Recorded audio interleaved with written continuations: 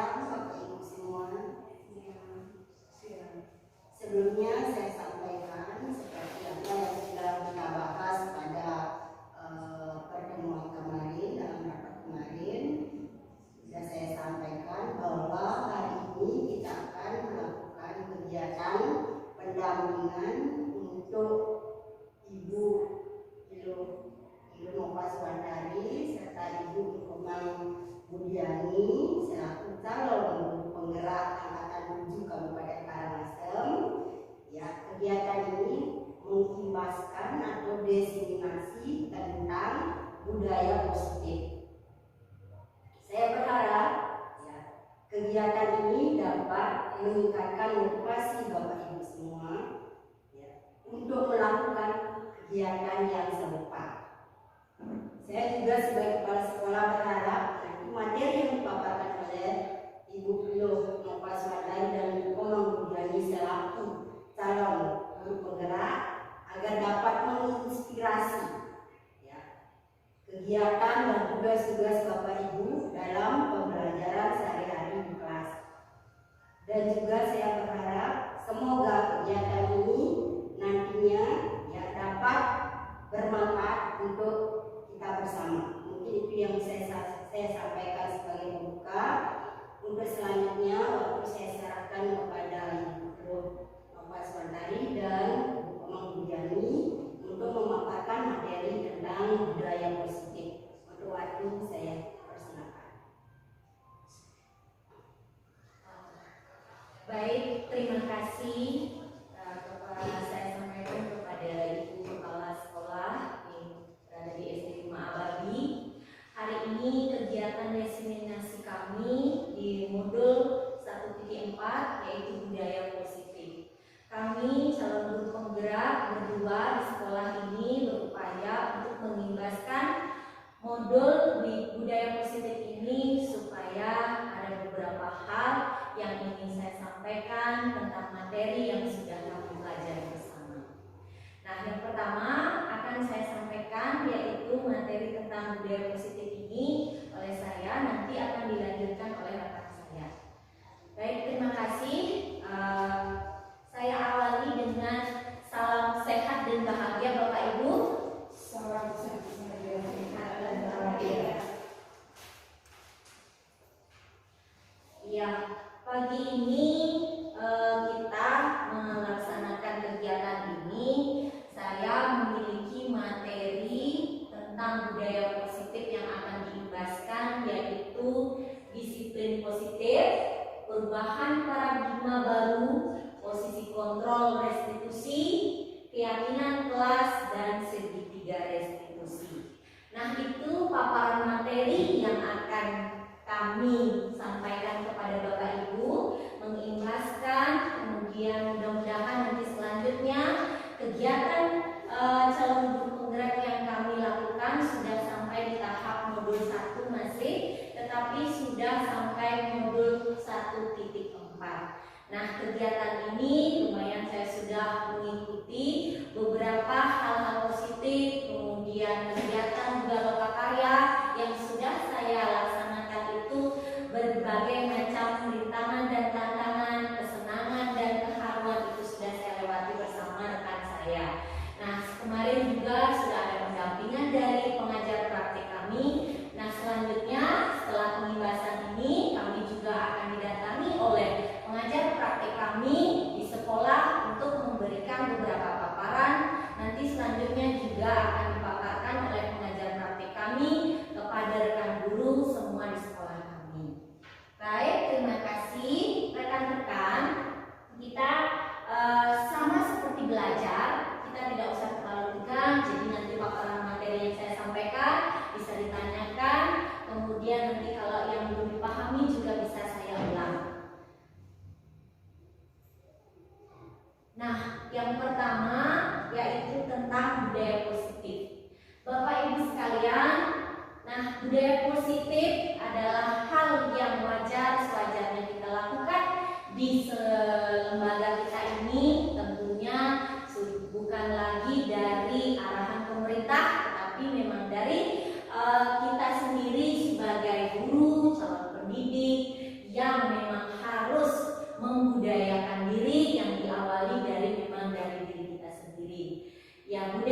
positif, beberapa penerapan dan contoh-contohnya Bapak Ibu mungkin sudah melakukan di lingkungan sekolah, kemudian lanjut dengan di kelas masing-masing. Nah, penerapan budaya positif dan contohnya yang akan kita terapkan itu sudah tentunya harus berkelanjutan. Nah, budaya positif di sekolah itu diterapkan untuk nilai-nilai dan kebiasaan di sekolah yang berpihak tentunya kepada siswa. Bapak Ibu segera mungkin melakukan kegiatan budaya positif ini supaya dapat berkembang. Nah, anak-anak tersebut menjadi pribadi yang kritis, penuh dengan hormat dan bertanggung jawab. Nah, itu yang diharapkan dari kegiatan budaya positif ini. Nah, untuk filosofi pendidikan Ki Hajar Dewantara, Bapak Ibu semua, tidak lagi saya memaparkan terlalu jauh karena Bapak Ibu kemarin sudah juga kita mendownload aplikasi PMM yang sudah masing-masing semua guru miliki. Nah, di sana banyak filosofi pendidikan yang dipaparkan oleh Bapak Ki Hajar Dewantara. Nah, di sini Bapak Ki Hajar Dewantara sampai sekarang pemerintah itu menaungkan supaya kita sebagai calon pendidik supaya tetap memiliki nilai-nilai filosofi tersebut supaya bisa diterapkan kepada anak didik kita. Nah, yang pertama dari filosofi yang saya ulas di sini, semua anak terlahir dengan bakatnya masing-masing. Bapak Ibu sudah tentu di kelas masing-masing berupaya untuk mengecek atau berupaya untuk mengetahui bagaimana anak-anak itu memiliki sifat-sifat khas atau yang unik. Nah, kemudian selanjutnya dipekerti. Nah, di sini kita sebagai pendidik dituntut untuk menuntun bakat mereka agar mereka tumbuh selamat dan bahagia. Ya Bapak Ibu, sekali lagi guru itu bisa diibaratkan seperti petani. Nah, seorang petani yang bagaimana mengawali biji, misalnya petani jagung, ya biji jagungnya yang dirawat. Seperti anak-anak kalian dari Bapak Ibu di kelas, seperti itu juga. Nah, dirawat dengan baik, ditentukan mana kelas yang misalnya anaknya yang harus dididik yang seperti harus yang lebih aware, lebih ditekankan lagi dia supaya mendapat perhatian yang lebih. Nah, ada juga anak-anak yang cepat melesat mungkin. Nah, itu juga harus saling diperhatikan. Nah, selanjutnya seperti kita ketahui bersama tuntutan kodrat alam dan kodrat zaman yang memang menguras kita untuk beberapa hal. Kita harus punya cara tertentu bagaimana kita untuk mengikuti mereka dari kodrat zaman, kodrat alam. Nah, dengan teknologi yang begitu canggih sekarang, Bapak Ibu juga harus begitu menyiapkan pembelajaran dan materi kepada yang akan disampaikan kepada anak didik kita supaya mereka tanggap juga dengan teknologi. Ya, semua dari akhir di sini filosofi pendidikan Ki Hajar Dewantara ini yaitu kata kuncinya adalah berpihak pada anak. Semua hal-hal pembelajaran di sekolah apapun kita tidak dibenarkan untuk tidak berpihak kepada anak. Jadi kita menuntun mereka, mengasah pemikiran mereka, berupaya, berusaha supaya mereka memang tertuntut oleh Bapak Ibu guru, mengikuti karakter mereka masing-masing. Yang itu paparan filosofi pendidikan Ki Hajar Dewantara.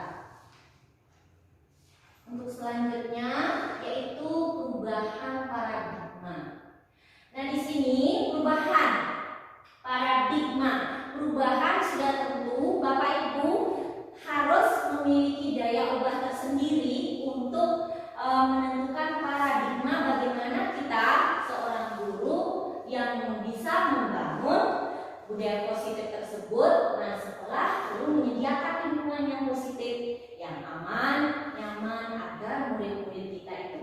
berpikir, bertindak, menciptakan, dan merdeka.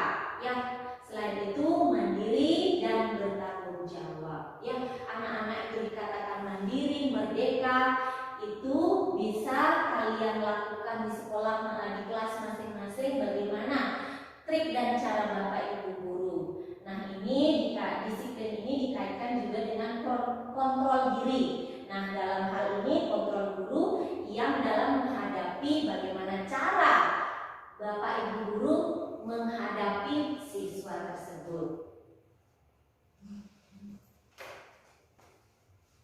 Ya, baik, selanjutnya, nah di sini juga ada beberapa peneliti, yaitu paparan dari Dr. William Glasser, yaitu dalam teorinya kontrol teori untuk meluruskan miskonsepsi tentang kontrol. Nah, di sini beberapa yang saya ulas tentang ilusi guru mengontrol murid, ilusi bahwa kritik dan membuat orang tua merasa bersalah dapat menguatkan karakter.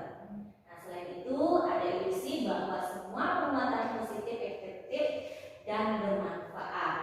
Selanjutnya, ilusi bahwa orang dewasa memiliki hak untuk memaksa. Nah, maksudnya di sini memaksa anak tersebut supaya memang terkontrol oleh Bapak Ibu gurunya di sekolah. Baik, Bapak Ibu guru, nah beberapa sudah saya paparkan tentang filosofi perubahan paradigma, itu beberapa.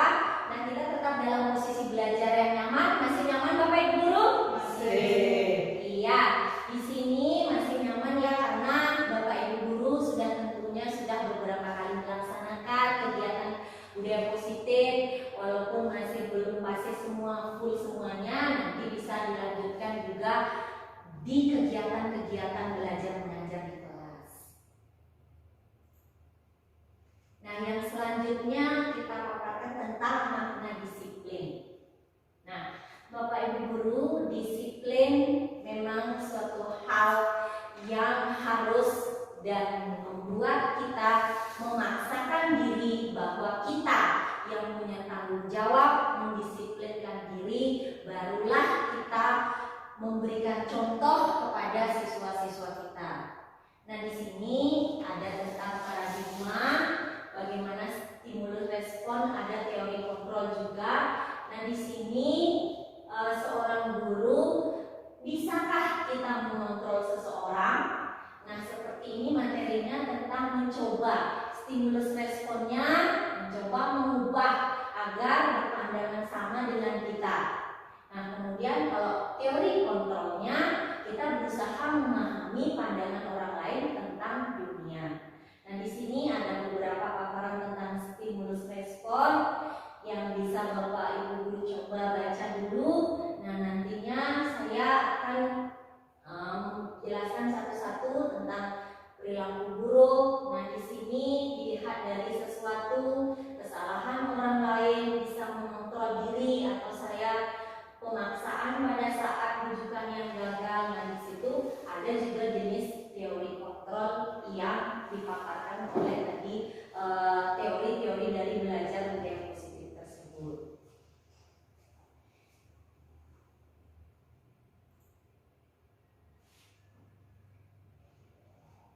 Nah, saya lanjutkan tentang disiplin tadi. Nah, dikaitkan dengan tata tertib, teratur, kepatuhan, dan peraturan. Nah, juga kata disiplin ini memang sering dikaitkan dengan hukuman. Nah, hukuman yaitu hukuman belajar, karena disiplinnya tidak harus memberi hukuman. Nah, siswa dihukum karena melakukan pelanggaran. Nah, di sini salah satu alternatif yang terakhir itu anak-anak itu diberikan hukuman, tetapi juga kita harus punya sebuah peraturan yang sebelumnya sudah kita buat supaya anak-anak itu tidak istilahnya dihukum tanpa sesuatu hal yang sudah dia lakukan. Nah, hukuman yang diberikan itu sudah tentunya Bapak Ibu punya konsekuensi tersendiri atau kesepakatan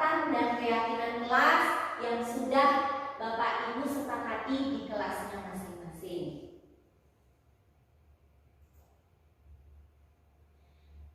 Nah, selanjutnya kembali lagi kepada Bapak Ki Hajar Dewantara yang menyatakan bahwa untuk mencapai kemerdekaan dalam konteks pendidikan, yaitu menciptakan murid yang merdeka, syarat utamanya harus disiplin yang kuat.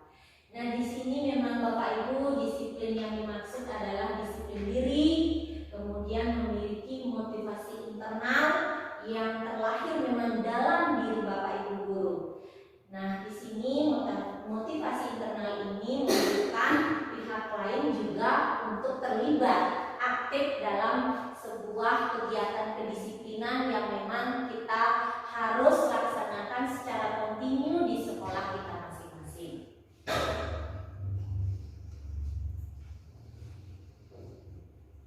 Nah, materi yang selanjutnya yaitu teori tentang motivasi perilaku manusia.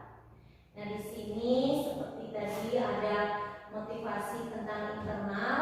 Nah, di sini sekarang ada motivasi eksternal, yaitu dukungan dari luar. Ya, contohnya dari orang tua, masyarakat. Nah, di sini ada beberapa contoh. Yang pertama, untuk menghindari ketidaknyamanan hukuman tersebut, kemudian untuk mendapatkan imbalan dari orang lain, kemudian selanjutnya menghargai, menjadi insan yang sesuai kita harapkan.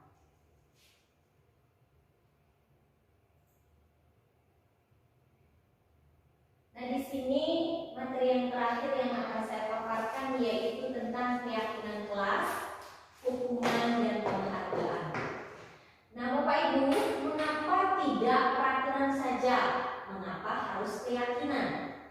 Nah, peraturan itu, tata tertib memang sudah ada di lembaga masing-masing. Nah, peraturan misalnya harus mengikuti upacara bendera setiap hari Senin, itu yang disebut peraturan, sudah wajib, itu peraturan. Kemudian kalau misalnya sekolah ya harus mengikuti pembelajaran dimulai dari jam 7.30, itu sudah peraturan. Nah, di sini Bapak Ibu di sini harus memiliki keyakinan kelas. Keyakinan kelas ini itu dibuat masing-masing dari anak tersebut. Apa yang ingin memang dia yakini di kelas tersebut. Berikan mereka kekuasaan merdeka belajar supaya mereka dapat memberikan keyakinan kelas yang memang dia inginkan di kelas tersebut. Nah, anak-anak diberikan membuat keyakinan kelas tersendiri. Nah, di sini diperlukan supaya anak tersebut bebas, tetapi bukan artinya bebas merdeka itu gurunya bisa diam dan anaknya bebas, bukan berarti seperti itu. Tetap ada kontrol Bapak Ibu guru. Nah, keyakinan kelas, kemudian nanti mungkin ada beberapa anak dari 10 anak bisa 2 atau 3 yang sama memiliki keyakinan kelas, itu dijadikan satu. Nah, itu kita pajang di depan. Nah, untuk mengingatkan mereka untuk kegiatan-kegiatan selanjutnya saat pembelajaran. Ada keyakinan kelas, kemudian nanti ada hukuman yang memang diminta, dan penghargaan juga. Hukuman dan penghargaan itu juga ditentukan bisa oleh anak tersebut. Tidak Bapak Ibu guru saja yang harus menentukan hukuman, penghargaan, tidak. Tetapi bisa, anak-anak juga bisa menentukan. Nah, mungkin ide tersebut nanti bisa dijadikan saluran untuk kelas-kelas yang lain. Baik, sekian Bapak Ibu guru. Nah, itu tadi paparan beberapa tentang budaya positif yang sudah saya paparkan. Selanjutnya materinya akan dilanjutkan oleh rekan saya. Terima kasih. Baik, terima kasih atas waktunya yang diberikan kepada saya. Saya akan melanjutkan materi berikutnya. Sebelumnya, terima kasih kepada kepala sekolah dan guru-guru hebat tentunya di sini. Masih setia dan bersemangat? Masih. Ya, sekarang saya akan melanjutkan materi tentang jelaskan teman saya yaitu tentang keyakinan kelas. Nah, di sini maksudnya keyakinan kelas bukan seperti peraturan yang harus diikuti sama seperti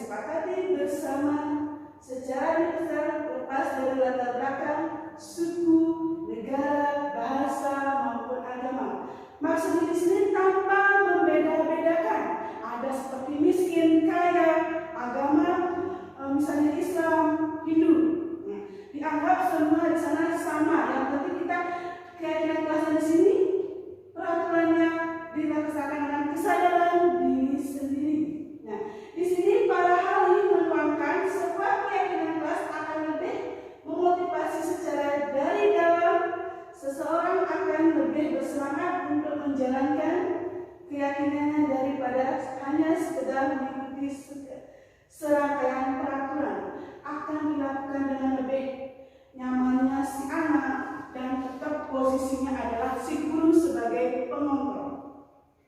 Nah, di sini ada beberapa bentuk daripada keyakinan kelas atau daripada ciri-ciri daripada keyakinan kelas.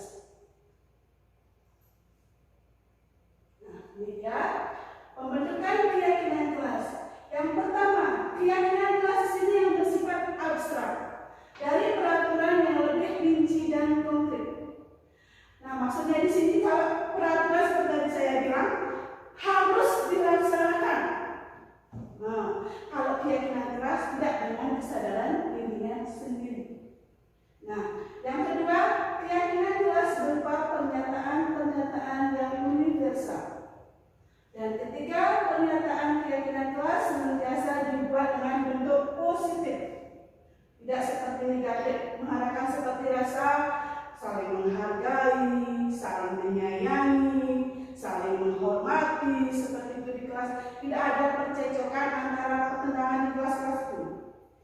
Dan yang ini mudah diingat dan dipahami oleh semua warga kelas. Sebaiknya diikuti terus dalam membuat kegiatan kelas dan curahan pendapat.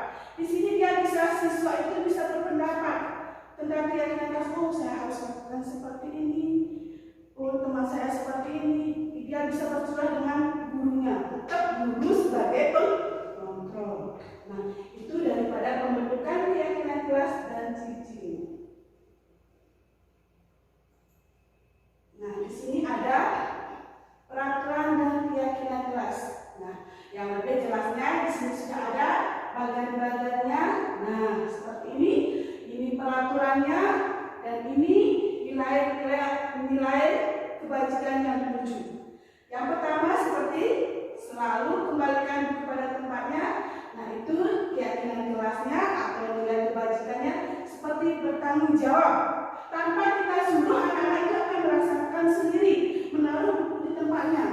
Dia sudah punya keyakinan, oh saya harus mengembalikan bukunya pada tempatnya. Tidak seperti lagi peraturan kan kadang-kadang anak ingat, kadang-kadang lupa, seperti itu.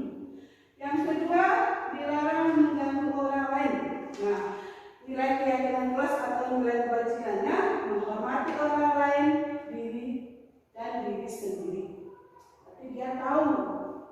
Yang ketiga, hadir di sekolah 15 menit sebelum pembelajaran dimulai. Sama keyakinan kelasnya atau nilai kebajikan yang dituju, menghormati orang lain dan punya komitmen dan tujuan berkomitmen dalam dirinya sendiri.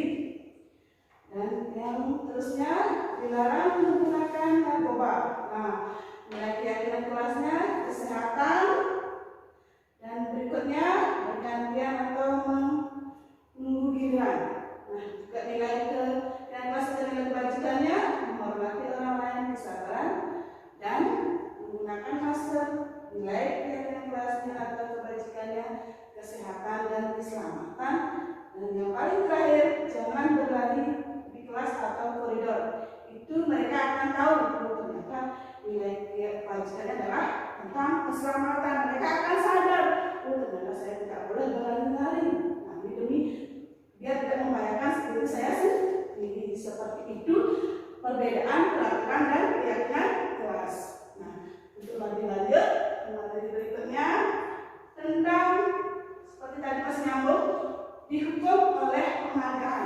Nah, pengaruh hukuman atau penghargaan ini jangka pendeknya sih bagus. Kalau jangka pendek merasa dia akan merasa senang diberi penghargaan. Oh, hari ini saya dapat penghargaan dari ibu guru. Nah, kalau jangka panjangnya apa? Nah, dia akan selalu ketergantungan. Dia tidak akan motivasi dalam dirinya belajar. Oh, saya nanti akan dapat penghargaan. Nah, besoknya lagi, oh saya harus seperti ini. Tidak ada akan selalu bergantung dengan dia. Nah, kita pun memberikan penghargaan kan sudah jangka panjang. Mungkin tidak bisa akan memberikan penghargaan. Kalau penghargaan dari awal kita bisa memberikan buku, pulpen. Kalau jangka panjangnya apa? Itu akan membuat siswa ketergantungan. Yang pertama, yang kedua, penghargaan atau menghukum. Nah, ini paling sulit. Penghargaan dan menghukum di sini maksudnya seperti kita ranking di kelas, ranking 1, ranking 2, ranking 3. Itu sudah bagus mereka dapat ranking penghargaan. Nah, yang kasihan adalah ranking keempat. Nah, apa yang dia dapat? Padahal nilainya hanya beda selisih 1 misalnya. Yang didapat hanya dia malah misalnya ini bisa sedikit beda nilainya. Dia kita sama seperti menghukum dia. Dia dapat hargaan, hanya dapat penghargaan 1 sampai 3. Sama seperti ranking 1 sampai 10. Nah, dia hanya dapat peringkat 1 sampai 10. Yang 11 apa dia dapat? Hanya hukuman. Dia merasa dirinya bisa tidak dapat apa-apa, seperti menghukum seperti itu. Nah, penghargaan ini bisa kita mengurai ketepatan seperti tadi. Nah, kita harus bisa memberikan penghargaan pada saat yang tertentu. Seperti penghargaan tidak akan efektif seperti tadi dijelaskan, penghargaan 1 sampai 3. Yang keempatnya kan tidak efektif dia. Seperti itu. Juga penghargaan bisa merusak hubungan seperti tadi.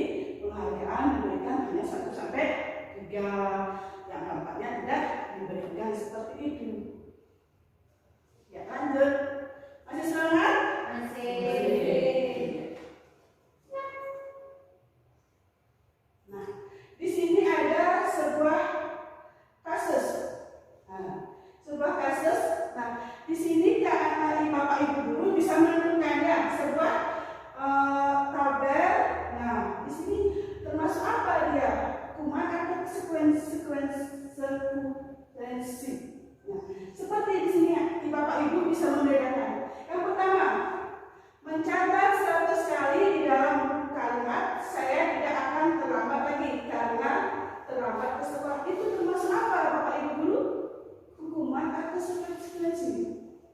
Keduanya. Keduanya. Ya, ada lagi. Nanti kita akan lihat jawabannya di slide berikutnya ya.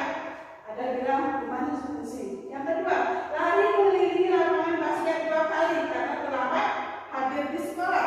Termasuk hukuman. Nah, yang ketiga, mulai diminta untuk pusat 15 kali karena tidak menggunakan masker di sekolah. Ini berupa kasus apa itu maksudnya? Sekuensi. Ya, menggantikan kertas tugas teman yang telah dicoret-coret. Ya. Yang membersihkan tumpahan air di meja ditulis karena tersenggol pada saat belajar. Konsekuensi. Mulai diminta tidak menggunakan sepatu seharian di sekolah karena tidak menggunakan sepatu hitam. Lari mengelilingi lapangan basket 2 kali karena terlambat 10 menit untuk pelajaran PJOK. Ini seperti kasus contoh. Nah, untuk kita memberikan jawabannya, saya sudah buat. Di sini, Bapak Ibu. Nah, mencatat 100 kali di dalam buku kalimat saya tidak akan terlambat lagi karena terlambat sekolah termasuk itu apa? Karena kita memberikan mencatat 100 kali di dalam buku kalimat saya tidak akan terlambat. Di sini ada tekanannya, berarti termasuk hukuman. Nah, lari mengelilingi lapangan basket 2 kali karena terlambat hadir sekolah. Apa? Termasuk hukuman. Lari. Yang menegaskan di sini. Kemudian diminta usaha 15 kali karena tidak menggunakan masker ke sekolah. Itu termasuk hukuman. Menggantikan kertas tugas teman yang telah dicoret-coret termasuk konsekuensi. Ya. Membersihkan tumpahan air di meja tulis karena tersenggol pada saat belajar. Tapi membersihkan dia punya konsekuensi. Ya, tanggung jawab. Mulai disuruh menggunakan sepatu seharian di sekolah karena tidak menggunakan sepatu hitam. Berarti dia memalukan di sini termasuk hukuman. Ya. Nah, di sini lari mengelilingi lapangan basket 2 kali karena terlambat 10 menit untuk pelajaran PJOK. Karena dia termasuk pelajaran PJOK, berarti dia punya sekuensi.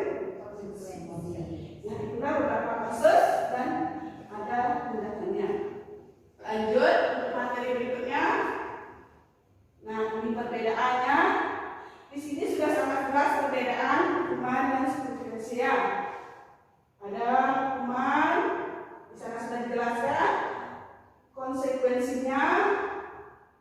Saya tidak akan paparkan, saudara-saudara jelas di sana. Lanjutkan tentang materi baru, yaitu kebutuhan dasar manusia. Kebutuhan dasar manusia mungkin di sini tidak terlihat gambarnya. Saya sudah buat gambar seperti ini. Nah, kebutuhan dasar manusia seperti ini saya sudah buat gambarnya. Di sana ada bertahan hidup, cinta kasih diterima, dan yang kedua kebebasan, yang ketiga kesenangan, yang keempat penguasaan. Nah, di sini maksudnya bertahan hidup. Bertahan hidup seperti bertahan psikis, seperti kita bertahan hidup untuk memenuhi kebutuhan kita. Nah, yang termasuk itu adalah sandang, papan, pangan. Itu yang dasar kita biar bisa hidup. Nah, sekarang yang kedua, cinta kasih yang diterima. Nah, di sini maksudnya cinta kasih diterima. Seorang anak itu dia akan mengharapkan cinta, kasih atau perhatian. Bagaimana sih tingkah laku anak di kelas itu? Dia mengharapkan perhatian atau cinta kita. Misalnya dia mencari kita, dia pura-pura nangis, ya seperti itu dalam kasusnya. Yang kedua yaitu tentang kebebasan. Nah, di sini anak-anak maksudnya kebebasan dalam belajar. Nah, dia bisa menentukan pilihannya belajar, dan dia juga punya minat sendiri, bebas untuk melakukan gayanya belajar di kelas, tetap sebagai guru adalah sebagai guru kita yang mengontrol. Dan yang ketiga yaitu kesenangan. Nah, maksudnya di sini kesenangan bukan berkoyak-koyak atau mau-maukan. Kesenangan di sini mereka dia senang belajar, bagaimana cara kita mengajarkan biar enjoy, biar masuk pelajaran di dalam pikiran anak-anak. Nah, kita harus bisa mengolah di kelasnya dengan kesenangan yang memancing anak mereka seperti tadi, memberikan penghargaan, memberikan pujian, memberikan tepuk tangan. Nah, seperti itu mereka belajar kesenangan. Nah, penguasaan. Nah, seperti ini berkuasa penguasa. Maksudnya di sini bukan menguasai kelas. Saya ini raja di kelas bukan seperti itu. Dia berpenguasa di sini. Dia menguasai materi-materi yang kita jelaskan.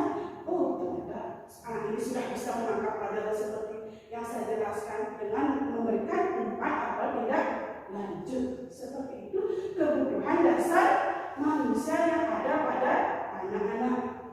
Ada seperti tadi bertahan hidup, ada cinta kasih, kebebasan, kesenangan, penguasaan. Nah, di sini saya punya sebuah cerita. Nah, di sini cerita tentang tadi bertahan hidup, kesenangan. Di sini Bapak Ibu bisa mengenal yang mana sih maksudnya kesenangan. Nah, di sini Ibu Ani, guru kelas 5 di SD Pelita Hati, sedang bingung menghadapi pula satu muridnya di kelasnya. Agus, beberapa anak telah datang dan mengeluhkan. Agus yang seringkali meminta bekal pada siang mereka dengan paksa. Jika ada menghadapi situasi seperti itu, Ibu Ani, apa yang Anda lakukan? Menurut Anda, kira-kira apa alasan Agus melakukan hal tersebut? Ini sebuah kasus. Di sini kita bisa menentukan mana yang maksudnya bertahan hidup, cinta kasih, penguasaan, kesenangan, kebebasan. Nah, kebetulan di sini Agus dia setiap dia minta uang kepada temannya. Untuk lebih tingginya saya sudah buatkan juga termasuk mana cinta, kebutuhan yang diterima, pengakuan. Nah, di sini apabila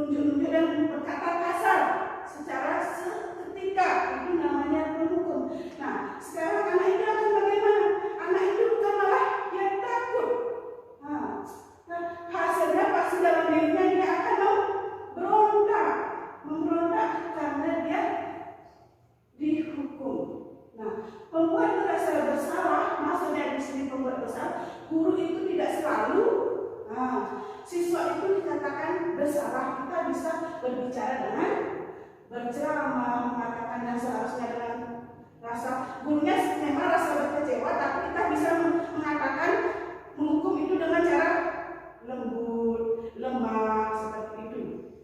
Ya. Nah, nanti hasilnya itu akan bagaimana? Si guru akan menyangka dari kebohongan. Anak itu akan tumbuh dengan dirinya sendiri dan sadar. Tidak seperti menghukum. Kita kasih tahu anak itu dengan cara menghardik dan kekerasan. Di sini sebagai teman juga sama seperti itu. Teman, kita membuat murid itu rasa bersalah. Ayolah, jangan seperti itu. Ibu tidak mau seperti itu. Anak, lakukan yang terbaik. Mengajak, merayu, senang-senangkan anak-anak seperti itu. Nah, tapi di sini hasilnya dia akan ketergantungan sama kita sendiri, guru sendiri. Mungkin akan patuh pada diri sendiri. Tergantung sekarang si guru yang mendidikan siswanya itu bagaimana cara mengatasinya, seperti itu. Nah, sebagai pemantau, maksudnya di sini sebagai pemantau adalah menghitung atau mengukur. Nah, seperti pemantau anak-anak bagaimana, bisa apa tidak menyesuaikan diri, dan hasilnya nanti anak akan bisa menyesuaikan diri bila diawasi. Dan di sini anak-anak yang paling keren adalah guru sebagai manajer. Guru itu sebagai pemilik anak-anak dalam kelas maupun di luar kelas, memantau istilahnya. Dia bisa mengajukan pertanyaan-pertanyaan. Nah, di pertanyaan-pertanyaan yang bisa memasukkan dalam dirinya, nanti hasilnya akan menguatkan pribadi si anak. Seperti itu isi 5 posisi kontrol. Nah, lanjut materinya. Yang terakhir saya akan jelaskan itu apa itu restitusi. Yang terakhir adalah restitusi adalah menciptakan kondisi bagaimana murid untuk memperbaiki kesalahan mereka sehingga mereka bisa kembali pada kelompok mereka dengan karakter yang lebih kuat. Di sini restitusi ini kita memberikan siswa yang bersalah. Nah, tidak harus seperti kita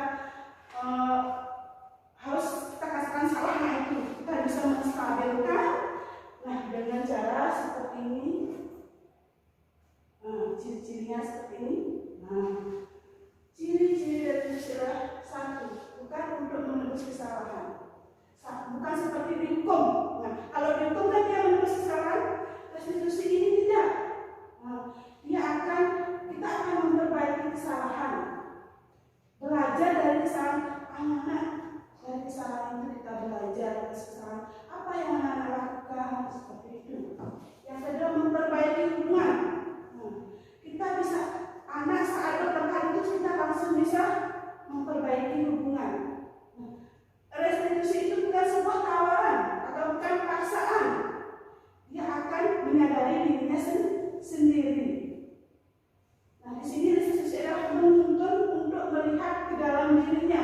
Berarti maksudnya di sini restitusi itu dia bisa tahu, oh ternyata kesalahan saya seperti ini saya buat, besok saya tidak akan ulangi lagi.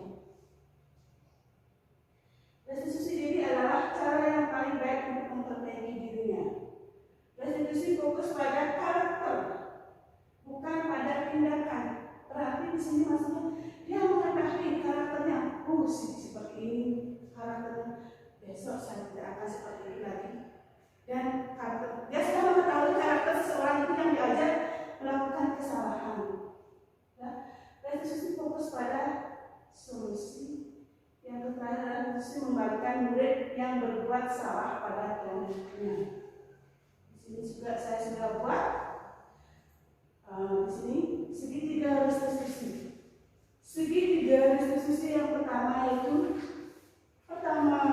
menstabilkan identitas. Maksudnya di sini menstabilkan identitas, misalnya ada 2 orang siswa bertengkar. Nah, kita bukan langsung kamu ke sini, apa kamu lakukan kesalahan, untuk apa kamu bertengkar. Nah, bukan seperti itu menstabilkan. Berarti kita bisa menanyakan, mendudukkan mereka berdua, mengajak mereka, kita ajak bertanya, apa sih yang mereka lakukan? Nah, itu menstabilkan. Setelah menstabilkan, kita akan memvalidasi tindakan yang salah. Kita bukan menanya si A salah, si B salah. Kita bisa keduanya sama-sama salah. Semua orang akan melakukan salah, tapi mereka melakukan kesalahan pasti ada alasannya. Di sini memvalidasinya. Apa sih yang mereka lakukan? Kenapa mereka bisa melakukan kesalahan itu? Nah, kita bisa memvalidasinya. Yang ketiga, setelah memvalidasi mereka sudah ada. Nah, kita menanyakan. Nah, tadi kita sudah buat keyakinan kelas. Keyakinan kelasnya sudah ada di kelas. Anak-anak boleh melakukan seperti itu. Nah, si anak ini pasti akan menjawabnya. Karena sudah buat keyakinan kelas, mereka akan ingat dan sadar kembali dengan keyakinan kelasnya. Seperti itu segitiga restitusi. Ya, lebih jelas. Untuk lebih lanjut, nah di sini ada sebuah contoh. Silakan yang mana namanya menstabilkan identitas, saya sudah buatkan seperti ini. Contoh kasusnya.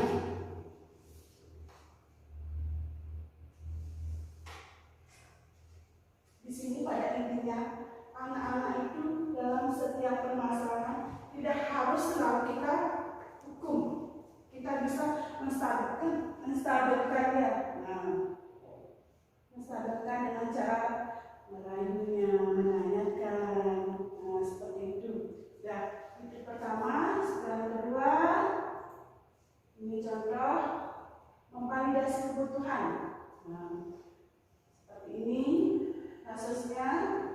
Yang ketiga, menanyakan keyakinannya. Seperti ini contohnya. Nah, sekian dari materi yang saya bawakan. Masih semangat Bapak Ibu Guru? Ya, terima kasih atas waktunya, dan dari paparan materi saya, jika ada yang kurang berkenan, saya ucapkan mohon maaf. Untuk waktunya, Selanjutnya Ibu Kepala Sekolah juga akan menutup kegiatan ini. Saya juga ucapkan terima kasih banyak kepada Ibu Kepala Sekolah dan rekan-rekan teman sejawat saya di sekolah ini. Nah, kegiatan diseminasi saya sudah berakhir dari beberapa paparan materi. Nah, untuk selanjutnya bisa kita pelajari bersama ya. Baik Bapak Ibu, ditutup langsung oleh Ibu Kepala Sekolah. Baik Bapak Ibu sekalian, tadi sudah disampaikan beberapa paparan materi tentang budaya positif oleh Ibu Nilo Nova Swantari dan Ibu Niko Manggudiani selaku calon guru penggerak angkatan 7. Mudah-mudahan apa yang disampaikan bisa bermanfaat bagi kita semua. Demikian kegiatan pendampingan kita kali ini. Untuk kegiatan karena sudah selesai, saya akhiri dan saya tutup dengan para pesan.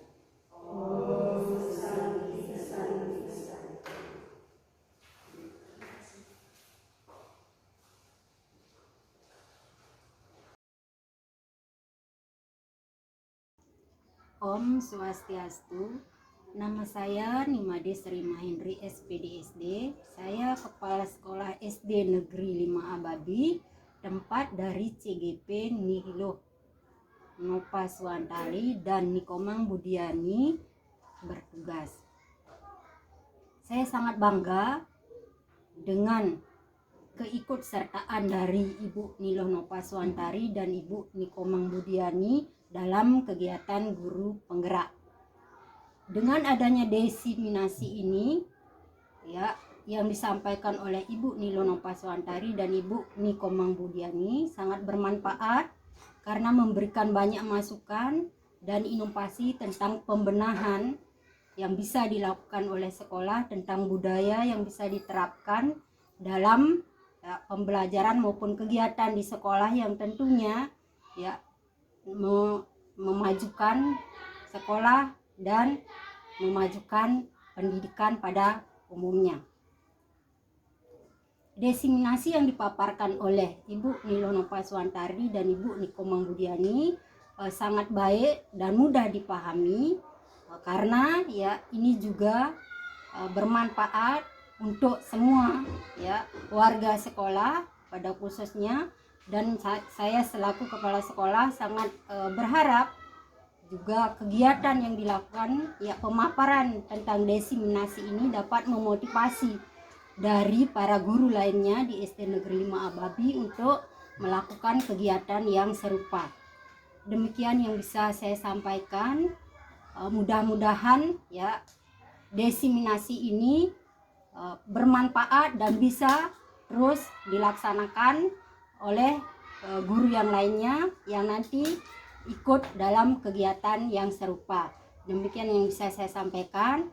Terima kasih. Om Santi Santi Santi Om.